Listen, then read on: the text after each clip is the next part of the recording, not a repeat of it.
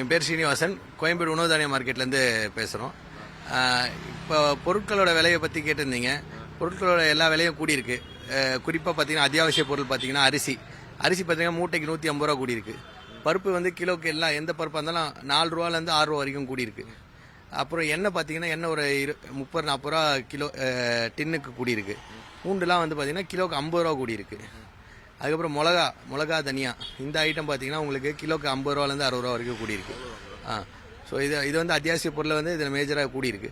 Plus இந்த nuts spices இதெல்லாம் பார்த்தீங்கன்னாலும் இதுவும் கொஞ்சம் 10% கிட்டே கூடி தான் இருக்குது. இது காரணம் பார்த்தீங்கன்னா உங்களுக்கு வந்து ஜென்ரலாக டாலர் ரேட் அதிகமானதுனால அதோட இம்போர்ட் ஐட்டம் எல்லாமே கொஞ்சம் கூடியிருக்கு.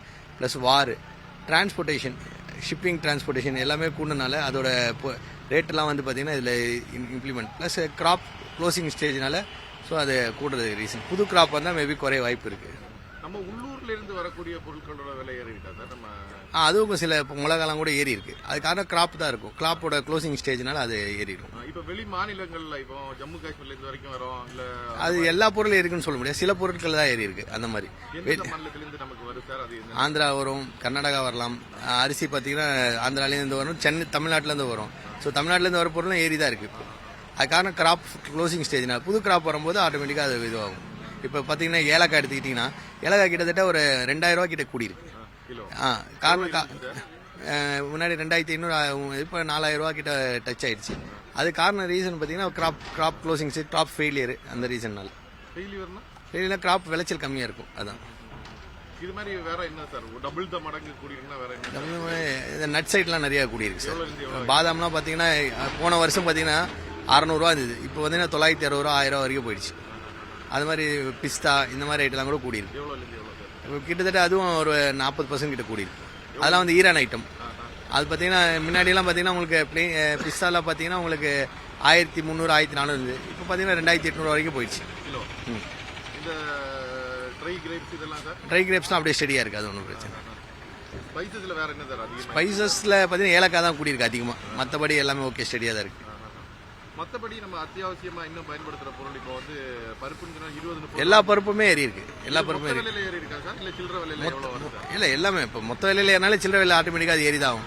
அதனால அது பிரச்சனை இல்லை. இது இன்னும் மேல ஏறதுக்கு வாய்ப்பு இருக்கா சார்? சொல்ல முடியாது. ஏறவும் வாய்ப்பு இருக்கு, குறையவும் வாய்ப்பு இருக்கு. பொறுத்திருக்கு. இப்போ வியாபாரம் இல்லாதனாலே இவ்வளவு ரேட் ஏறி இருக்கு. இன்னும் அதிகமாக வியாபாரம் ஆயிடுச்சுன்னா ஆட்டோமேட்டிக்கா டிமாண்ட் ஆகும். ஸோ அப்போ இன்னும் கொஞ்சம் ஏறதான் வாய்ப்பு இருக்கு. கண்ட்ரோல் பண்ணால் அது விளைச்சலை பொறுத்து தான் இருக்குது. வர பொறுத்து இம்போர்ட் ஐட்டம் வர பொறுத்து இருக்குது. இன்கேஸ் டாலர் ரேட் குறைஞ்சா சில ஐட்டம் குறைய செய்யும். Okay sir, thank you. எங்கள் பேர் வந்து சுதாகர். நீட்டு மிளகா கிலோவுக்கு வந்து 30 ரூபா கூட இருக்கு. லாஸ்ட் மந்த்துக்கு இந்த மந்த்துக்கு 270 300 ஆயிருக்கு. குண்டு மிளகா சேம் ரேட் 300 to 330. தனியா வந்து சேம் ரேட் 185 190. பூண்டு வந்து ஒரு 20 ரூபா 30 ரூபா கூட இருக்கு. வேறு வெள்ளம் வந்து 10 ரூபா கூட இருக்கு. கிலோ 10 ரூபா கூட இருக்கு. 55 to 65. லாஸ்ட் மந்த்துக்கு 55, இந்த மந்த் வந்து 65 ரூபா இருக்கு. மற்றபடி எதுவும் ஏறல. புளி வந்து சேம் ரேட் 130 to 200. புளி வந்து ஏறலாம். மஞ்சள் ஏறி இருக்கு. மஞ்சள் வந்து ஒரு 30 ரூபா 40 ரூபா ஏறு கிலோக்கு. 170 இருந்தது 210 220. மழை பெய்யல. எல்லா இடத்துல மழை தான் காரணம், வேற எதுவுமே இல்லை. மழை விளைச்சல் இல்லை. நெக்ஸ்ட் கம்மிங் இயர் வந்து விளைச்சல் வராது. இந்த மாதிரி போயிடுச்சுன்னா இன்னும் 20 ரூபா 30 ரூபா ஏறும். அதான் ஹோல்சேல் ரேட், ரீட்டைல் கிடையாது. ரீட்டைல் அது எங்களுக்கு தெரியாது. ரீட்டைல் பார்த்து எங்களுக்கு தெரியாது. எங்கள் ஹோல்சேல் ரேட்டு இந்த 270 இருந்தது 300 ஆயிடுச்சு. நீட்டு ஆந்திரால இருந்தா மேக்சிமம் ஆந்திரா தான். குண்டு மிளகா வந்து ராமநாடு எந்த ஏரியாவும் மழை கிடையாது. மழைனால தான் இந்த எல்லாம் விலைவாசி ஏறுது. இதனால வந்து இன்னும் ஒரு 20 ரூபா 30 ரூபா ஏறது கூட வாய்ப்பு இருக்கு. ஆமா.